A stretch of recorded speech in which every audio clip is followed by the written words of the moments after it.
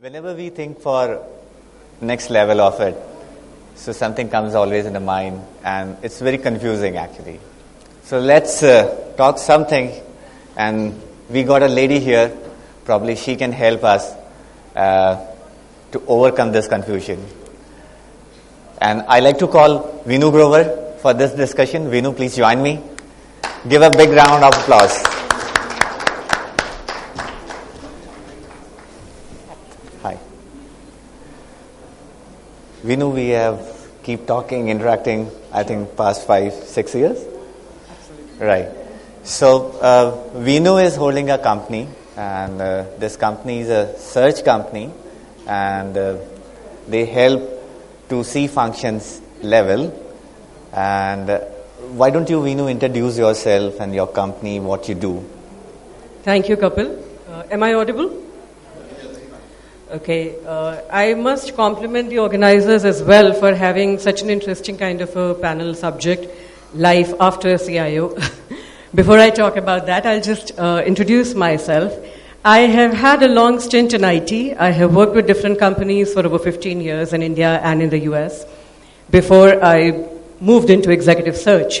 And it did not happen by default. It happened by design. It's an area I enjoy doing, and I have been into this for over 8 years now.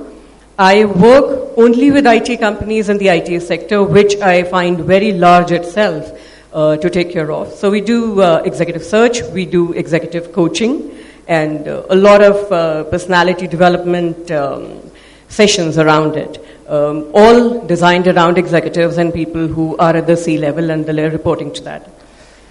Coming to the subject, the panel discussion of today, when Kapil mentioned to me about life after CIO, the first thing that came to my mind was a line from a very famous author, Richard Bach. Many of you may have heard of it. What the larva calls the end of the world, the master calls it a butterfly. So there is no larva ending here, but definitely I think there is a butterfly, the birth of which is imminent. There are a lot of opportunities we are talking about, and particularly in the context because technology, I think, has changed the way businesses are being run, and it has come as the biggest disruptor.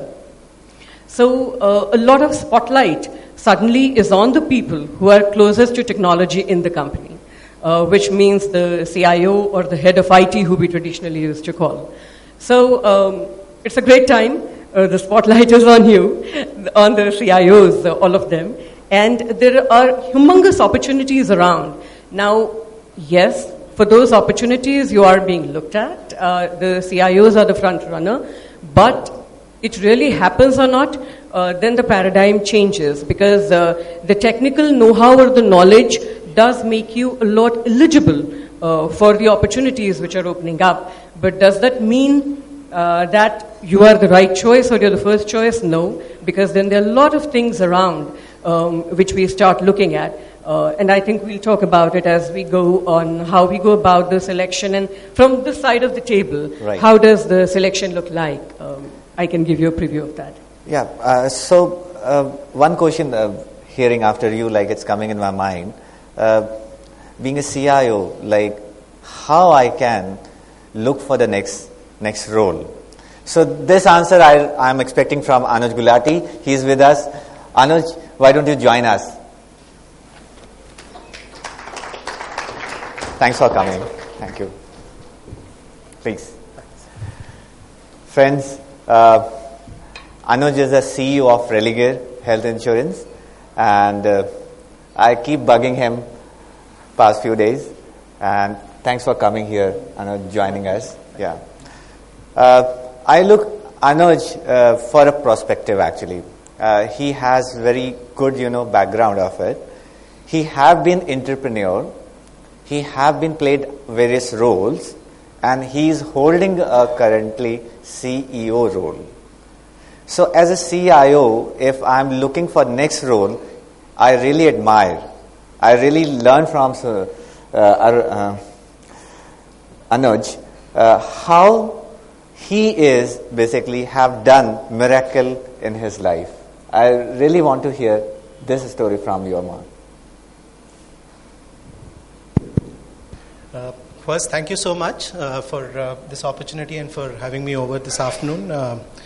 What you just said is a lot of pressure, right? And but I'm going to be candid. I was an entrepreneur. I was running my own. I set up my own business, which was meant to be a B2B internet play in a certain industry segment. We couldn't scale that business up, and as a result, I had to get back to working in a professional organization again. And at that stage, I can tell you, they were essentially, I had an option to go back to my previous job where I was doing finance and accounting, or I had an option to join a BPO company, because that was a sunrise business at that stage. This was early 2001, 2002 time. Or insurance was just about taking off in India, and an opportunity came along where I could join an insurance company. And I just, something told me that this would make this. This is a sunrise business, and it just seems more. And I actually went and spent. This is not something I talk about too much. I actually went and spent a day in the BPO company, and I said, for some reason, I felt this is not for me. So I was just more comfortable with the people at the insurance company that I joined, and I started working with them. I joined the insurance business to do a product management role, and within a year, we decided to go retail. And the moment we decided to go, and we started our retail business, and we figured that we weren't being able to scale up because it's a very high volume, low ticket business, the non-life business, and we realized that we didn't have our process and technology in place.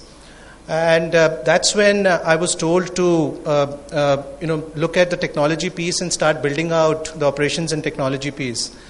And so I spent almost 6 years growing into that role, where we, in fact, we built out that whole retail business, supported the build out of the rural business, the corporate business, and so on and so forth. And along the way, it was a huge the experience I got through that whole journey of building out the institution.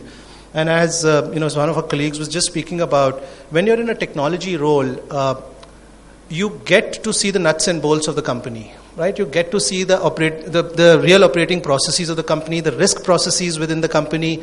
You get to know a lot of people. You build some very, very key relationships along the way.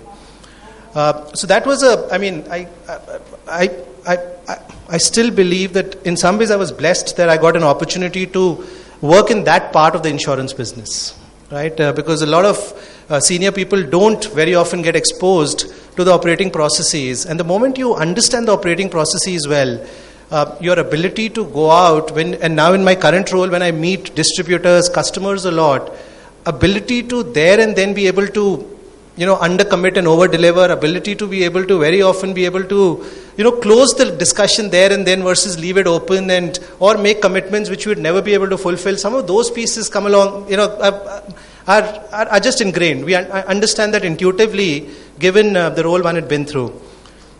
I think more importantly, right. As I went through that phase, and in this case, as I moved out of my previous organization, so I was hired to start this insurance company. So I was technically employee number one, and we built it up from there over the last 5 years.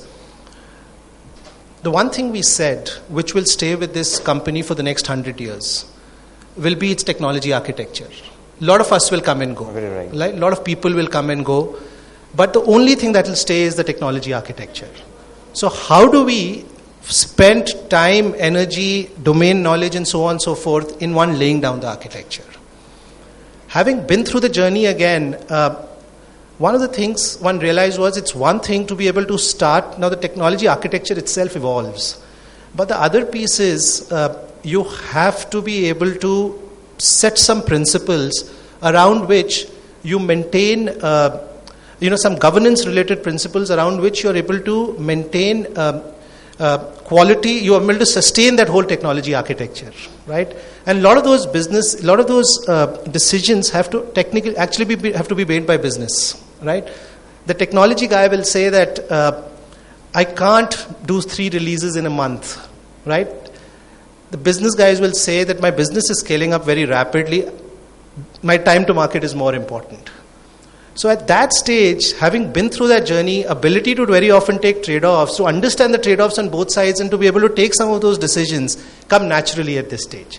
So in a lot of ways, and at the heart of when I run a health insurance business now, at the heart of it, I think this business, the real value in this business is the knowledge, is the data that we have on our customers, on their policy, claim, and so on and so forth, and how we are able to use that data and mine that data.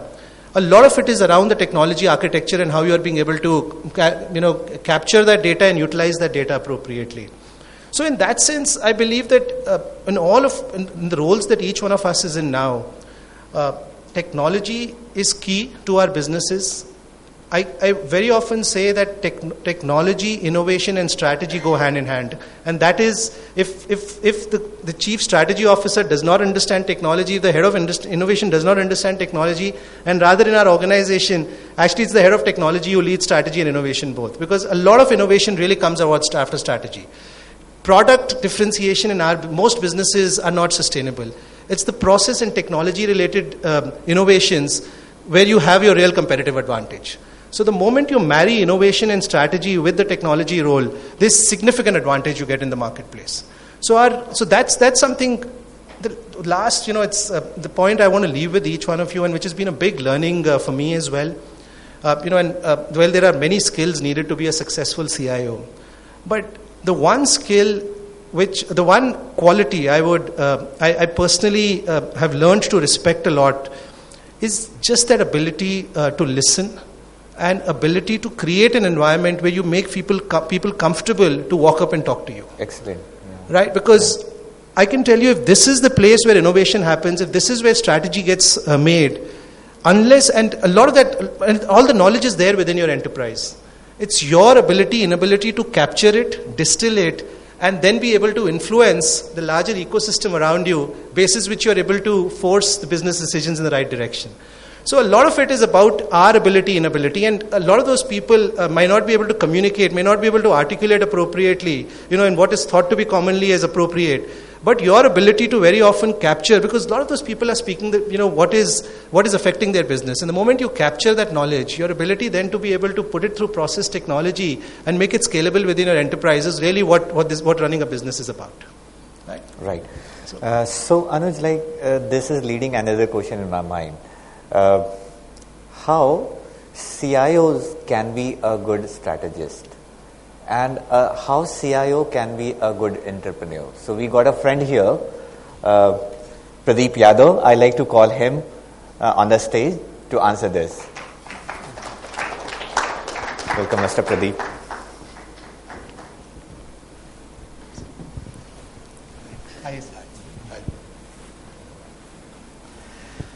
Good evening, everyone, and I'm really thankful to Interlock to give us this opportunity to share some of our life journey experience with you. The question is very critical, because we all have been the CIO. As far as I am concerned, I started my career in 1988 when I was a research engineer at NASA Goddard Base after doing my graduation from Duke University in US. Then I worked with a speech lab, moved to India in 91, worked with TCS, Paro Systems, and I was the CIO long time back. But then as a CIO, we enjoy our life because we really know each and every part of the organization. We know what is the MIS needed, what is the process required for a CMO office or for a chief service delivery office, for that matter, for your customer service division and everything. So you basically as a CIO, you have a total perspective of the organization. So that way I consider CIO to be the most lucky person in any organization because they are one of the most knowledgeable batch, most knowledgeable individual who knows everything inside out. He will be knowing the processes of the organization, processes of every department, as well as the customer facing application. So you know what is the customer facing processes. In-house, then you know all the ERP processes. So CIO are very learned, and most of the CIO, as I know, they are very learned people. And I was the top 100 CIO for India for last 3-4 years, so I know a lot of people here. Last year I was also top CIO Asia 100 in Singapore.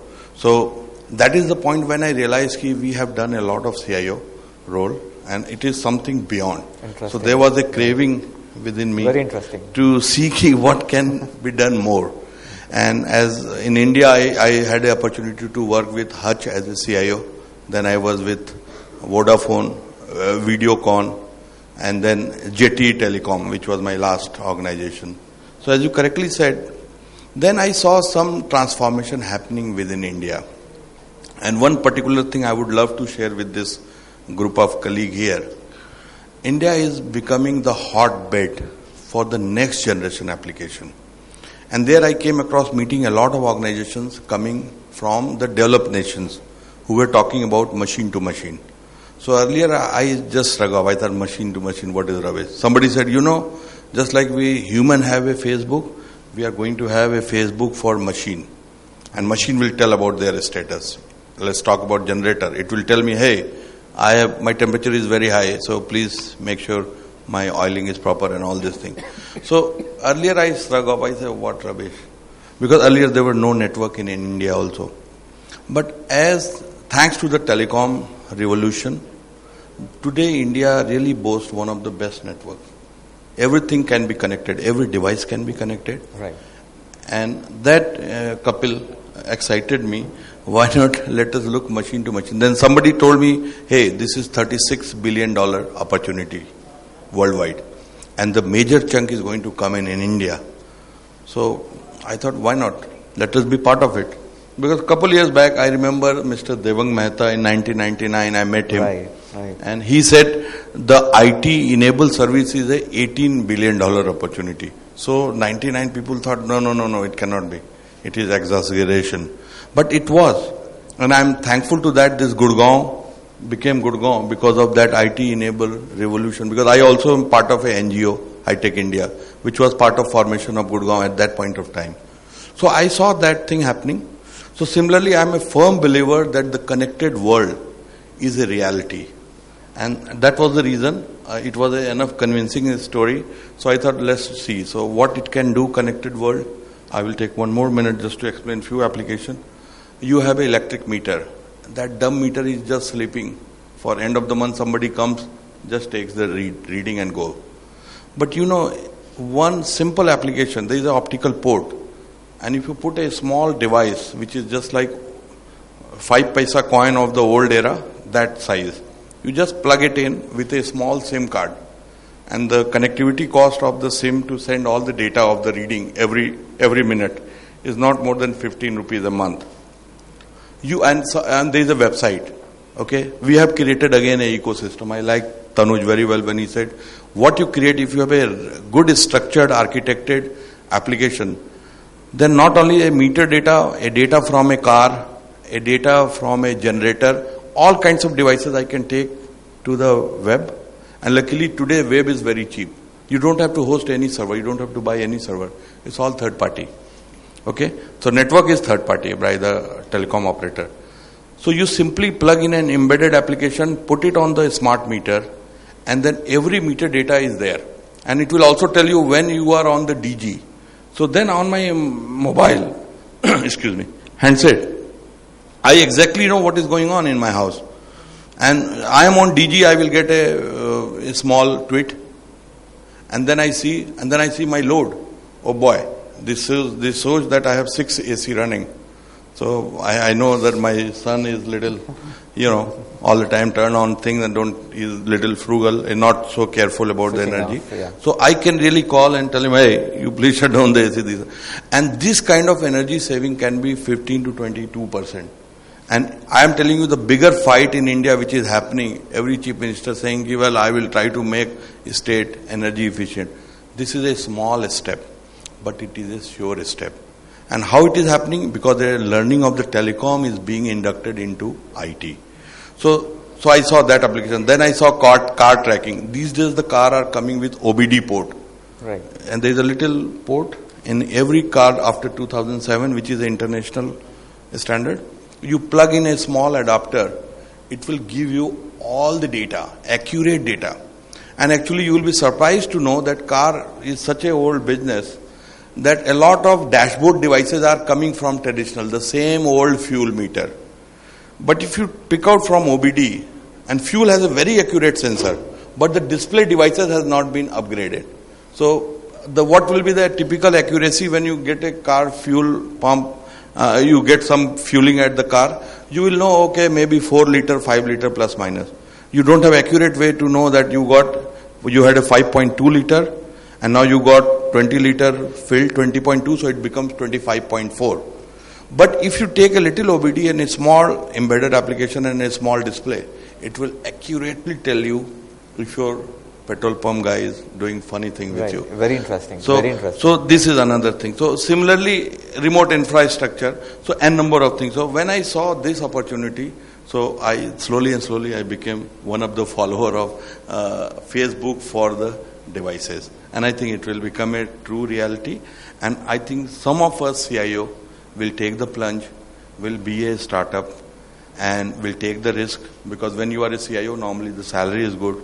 So if somebody says, hey, you want to venture, sometimes even vendor comes to you, this is a good product, why don't you do tie-up and then give us, guide us. So a lot of hitch is there. But I think in India, scenarios are changing. There is a lot of funding available. I will request you, let's get this answer from Sure. Vinu. So this is in a nutshell I wanted to share. Yeah. So Vinu is here so we have a search CEO, we have a real CEO, we have an entrepreneur with us. So I like to hear from Vinu, how difficult for the companies to choosing a person? And what qualities they are looking for?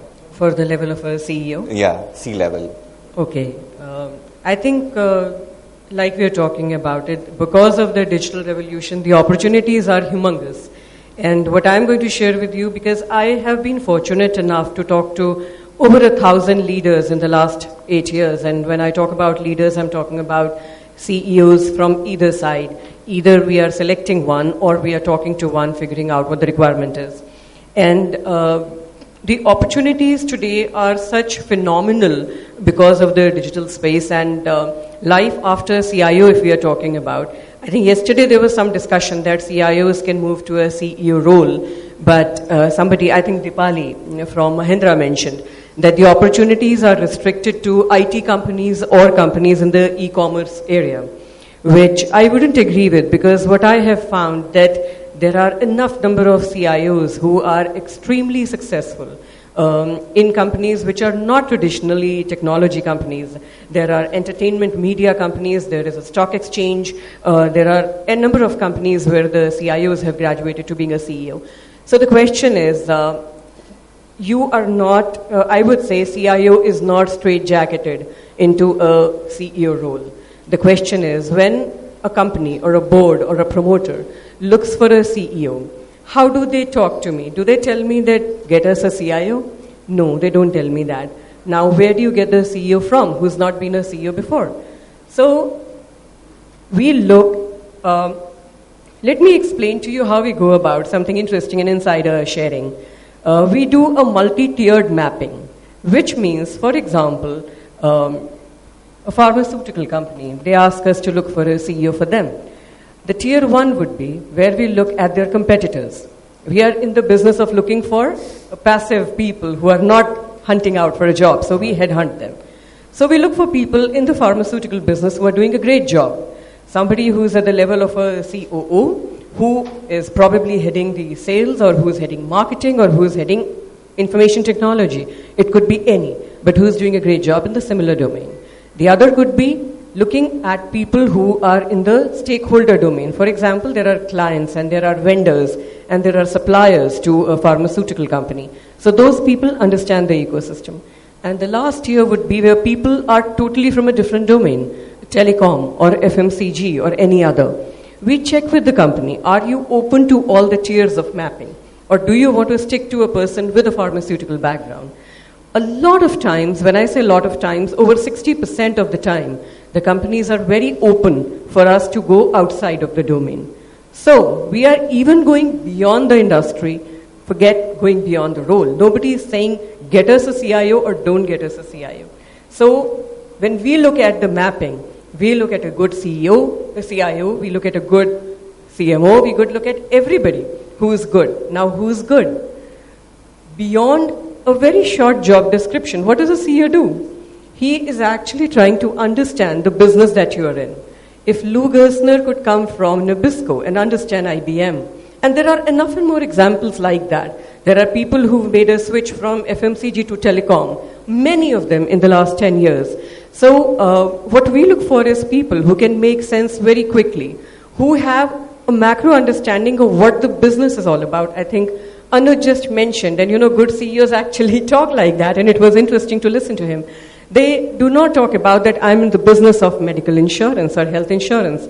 They talk about I'm in the business of helping people achieve this. So do you understand what business you are in? Secondly, how good is your EQ? How well do you get along with people? Can you get work done from people? So all these are areas where technology or technical skill is not coming in. Yes, you have to collaborate with marketing, and there is a digital footprint every company is having. Somebody is having 100%, somebody is having 90, 80, or it could be even 30, 40. So I think, and how do you build that trajectory? When I talk to CIOs who have moved up to the CEO value chain, a few things a pattern emerges, which is very common. Again, something which Anuj just mentioned. I'm not talking about Pradeep because he's chosen the entrepreneurial route, and which is a different ballgame altogether. When you talk to successful people, one pattern which will emerge, they'll tell you, oh, you know what, I was very lucky to get this. I was very lucky I was in this. He just talked about, I was very blessed. But if you listen to him carefully, he had said earlier that I had an option to be in BPO, and I had an option to be in insurance, and he picked and chose what he wanted to be in because he knew what he wants to do, what value he can add. He tried to understand the business value. So people like those, they actually take a lot of initiative. Let me explain this by way of an example. We picked up a CIO for a company, a pure play IT company. They were into product development, multiple areas. One of their very large product development unit was based out of Europe. And the intent was to move the entire group along with the development team, the customer support team, to India.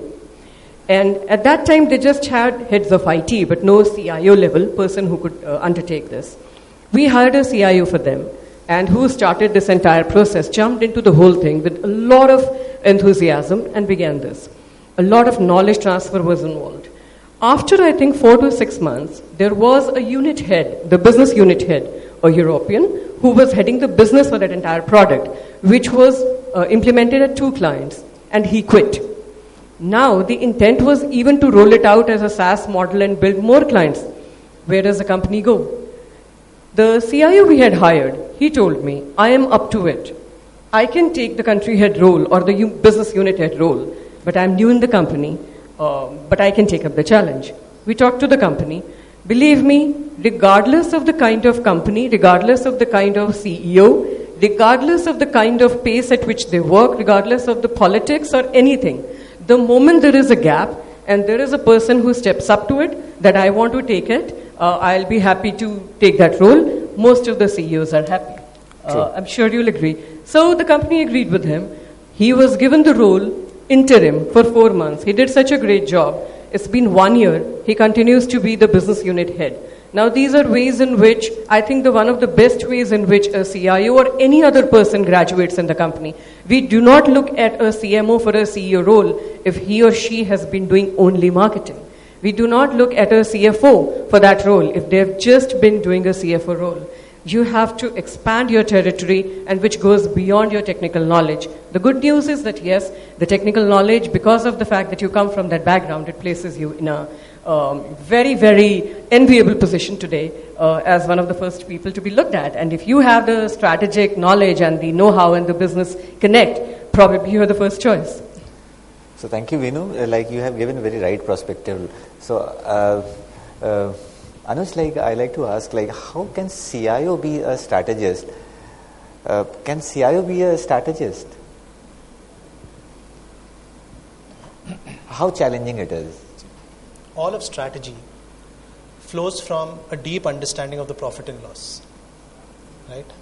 Your understanding of where do you get your revenue from, what can be your new lines of revenue, what are your cost patterns. finally, that's what businesses are run for long-term sustainability, and long-term sustainability comes out of business being profitable, right? In my view, it is the role of every employee within the company, irrespective of which function the individual works in, to have a clear understanding of where the revenue in this company comes from and where the cost lies in this company.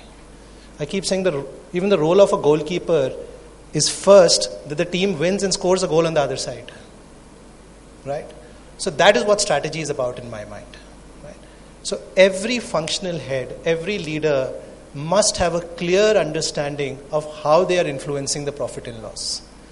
In my view, a CIO is a business head and is no different from a sales head or a marketing head or an operations head and so on and so forth.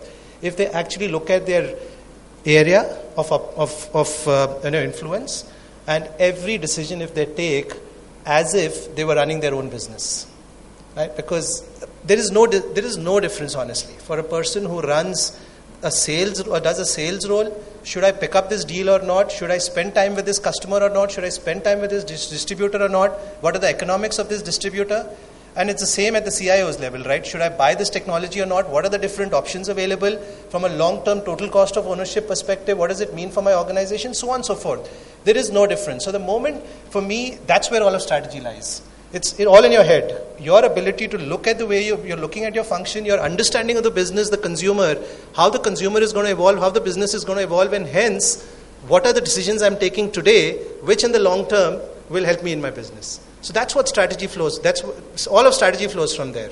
So in that sense, each one of us in the organization, every function in the organization is equal. Every function in the organization is equally important. And the CEO of the organization could come from any of the functions. It's all in the head of the individual, how he or she is looking at that specific role and how they are running that role. All right. So very rightly said. Pradeep, see, taking this decision, role to the entrepreneur, you have taken, and you just gave a few minutes back some examples. So how difficult it was for you? You must be in a dilemma whether to take it, not to take it, because sometimes it comes. You achieve something in a life, and then you are looking for next level where you are looking some kind of innovation, right? Or something which where you see very satisfied, right? So how difficult it is? Okay, I think before I answer this question, I would like to add one thing to your previous question. CIO can be a good strategist in a product company, because their innovation is the one which will drive your product, make it one up than the competition. Right. So probably for other company, Anuj, you are very right, but for IT product or services company where you can use technology as a media to deliver. Right. So there probably CIO has a better keenness, and center of innovation head could be the right guy for a study. Coming back to your question, Kapil, I think it was a tough decision for any CIO to leave the job, a nicely gainfully paying job, and decide to be a venture in the market. So a lot of vendor who are after you, chasing you day in, day out, and now you are chasing them day in, day out. And it makes a very paradigm shift to your lifestyle also, okay? Totally because agree. Earlier those people who are talking to you, calling you, seeking the time, now you are calling them and seeking their time. But these are the challenges are there. Financial challenges are there. Sometimes your wife feels, boy, you are doing something very, very wrong. You shouldn't be doing it. You must be out of your mind. Right. So the biggest lack of strength comes from the wife and the kids, obviously. But then there is a way to look up at the life, because at some point of time, I can tell you, everybody sitting in this room, all my beloved CIOs, who are either maybe a little ahead of me or maybe a little behind of me or walking with me. At some point of time when most of the responsibilities are a little bit taken care of, you have slightly some fund in the bank also. You see, one way is a linear growth of life, where you can take just y equal to x graph. And another is the square growth, y equal to x square, where the graph goes like that. So at some point of time, you evaluate your risk versus your gain. And I very much love what Anuj said. In my life also, this is my second time I have done this decision. One time I started a dialer company in 2001, and we were very successful. But then after 4-5 years, market condition changed. So we are very lucky in one way. Suppose market conditions change, I can anyway. So I had a very good offer from Microsoft to be entire India IP TV head. So my business was not doing well. So like a coward, I just ran into the job. But now when I look back, I thought I made a mistake. I got scared. Life scares you. One has to take the challenge. True. And the one who takes the challenge, he is the victorious. So True. this is what I want to tell you. And the moment you are most scared, you should see and feel that this is the most important phase of your life. And that is the turning point. So now this time when I am second time I am again doing the same, I am very sure this time I will have enough courage and strength and blessing from all the people that it will not happen again. And I am sure it will help me to visualize things clearly and execute the thing. So it has a lot of challenges, and luckily in the earlier days when you do a venture, you don't have much fund available. But these days a lot of funding agencies are there. So when I say people, it is we are doing So it our has to own be proper business. planned and- Yeah. So a lot of funding is also there. So what I was getting as a salary, my revenue because of some other funding is not less than similar kind of amount. Right. But at the same time, I am creating a valuation for my company, which will have much higher value. So I think these days it is less challenging, and some of you who really want to get some more helpful, I'm very again thankful to Interop. Right. I will be more than happy to help them. And if any query, I will be offline also will like to address that. So today is a lot of learning actually. What I see is like a lot of takeaway from this panel. So we are running short of time, so let's open this conversation with the audience in case if anybody is interested to ask any question with us. So love to hear.